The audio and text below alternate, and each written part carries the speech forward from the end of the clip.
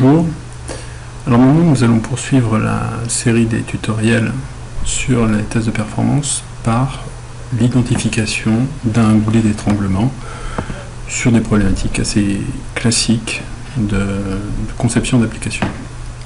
Alors la première chose à laquelle on va s'attaquer, c'est d'identifier quelle est la ressource qui nous pose problème. À savoir qu'on peut avoir deux types de problèmes. On peut avoir des problèmes qui portent sur l'application en elle-même et des problèmes au niveau de la base de données. Pour illustrer ça, j'ai créé deux services exposés sous forme de web service. Un service qui s'appelle Heavy Processing, qui utilise trop de puissance Java, qui utilise une boucle pour effectuer une jointure sur une table. On verra le code. Et un autre web service qui s'appelle Heavy Query, qui effectue une jointure sur une table sans avoir d'index qui sont créés. J'ai donc utilisé Eclipse pour d'abord constituer mon jeu de test. Il est important de créer des jeux de test avec des volumétries significatives quand on passe un test de performance, parce que si on n'a pas la volumétrie significative, représentative, on n'observera pas le phénomène. Donc la première chose que je fais, c'est de charger ma base de données avec 5000 enregistrements. Je vous montre qu'il y a bien 5000 enregistrements dans ma base de données. Voilà. Il y a 5000 enregistrements dans la table de questions.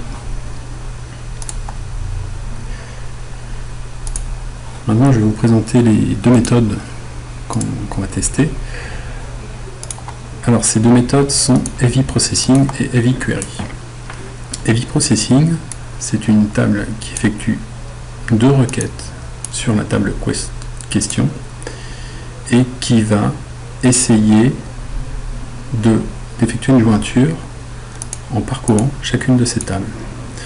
Donc, comme on a 5000 enregistrements sur la table question 1 et 5000 enregistrements dans la variable question 2, logiquement, l'itération sur ces deux boucles sera le produit, donc 25 000. Donc on a une complexité qui croît de manière quadratique. Et ici, la seconde méthode qu'on va tester, c'est Heavy Query, qui effectue la même jointure, mais sous forme SQL.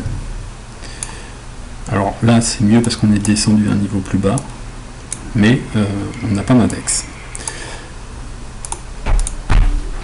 J'ai lancé un serveur d'application, un Tomcat, qui expose ces deux services sous forme de web service. Pour identifier notre ressource critique, on va utiliser tout simplement le moniteur de ressources Windows. Alors, pour accéder au moniteur de ressources Windows, dans le gestionnaire des tâches, on va dans l'onglet Performance, et ici on a un petit lien qui nous permet de voir le moniteur de ressources. Et pour déclencher notre test de performance, je vais utiliser JMeter. Donc JMeter configuré avec 6 utilisateurs sur une durée de montée en charge de 2 secondes, et on va itérer 5 fois pour avoir quelque chose d'assez représentatif. Donc je vous renvoie au tutoriel pour créer un scénario, pour voir comment on fait pour créer ce scénario, et on va observer nos résultats dans cette console graphique. Donc je lance mon test sur Heavy Processing. Donc Heavy Processing, c'est ce qui fait la jointure à l'intérieur du Java. Je lance mon test et on voit tout de suite qu'il y a un processeur qui remonte tout en haut. C'est le processus Java. Bon, là c'est un petit peu biaisé parce qu'on sait ce qu'on cherche, mais ça signifie trop de traitement au niveau Java, et c'est notre ressource critique, c'est ce qu'il faut optimiser. Vous voyez, ça se maintient en plein taux, et il est assez clair qu'il y a quelque chose qui peut être optimisé au niveau Java. On va attendre que le test se termine. Voilà, le test est terminé. Maintenant, donc on voit que dans notre Gmeter, le temps moyen de réponse, c'est de 9 secondes.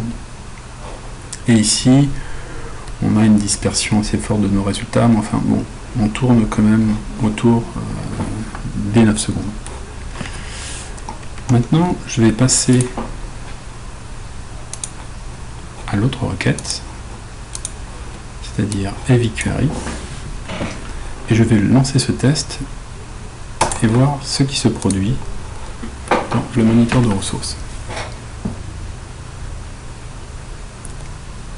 Ici, on voit que le processus MySQL D est tout au sommet de notre pile de processus, c'est lui qui consomme le CPU, tandis que le processus Java, vous voyez, il consomme pratiquement rien. Donc là, de suite, on sait que notre optimisation est à faire dans la base de données. On va attendre la fin du test. Et on va voir les résultats dans notre graphique. Donc pareil, on n'a pas des résultats qui sont terribles. Il y a encore des résultats qui arrivent, donc on ne va pas conclure encore. Voilà, maintenant c'est redescendu. Donc tous nos résultats sont arrivés. Et là on voit que le temps moyen d'une requête se situe autour des 16 secondes. Donc c'est pas terrible non plus. Alors, maintenant, on va proposer une optimisation. Cette optimisation classique, au niveau des bases de données, c'est de créer des index. Donc on va créer une index sur le champ qui nous sert de jointure, c'est-à-dire le champ question de la table question. Je crée cet index. Donc ça nous crée quelque chose qui va nous permettre d'accélérer les recherches. Et on va observer l'effet que ça produit sur nos résultats en relançant le test Gmeter. On va mémoriser ce score de 16 secondes. J'efface à l'aide de CTRL E et je relance. Vous allez voir que là, ça n'a rien à voir. On est sur des temps qui sont de l'ordre de 30 millisecondes, donc c'est hyper rapide. D'où l'intérêt de créer des index. Voilà, c'en est fini pour ce tutoriel. Merci d'avoir suivi, et puis à bientôt.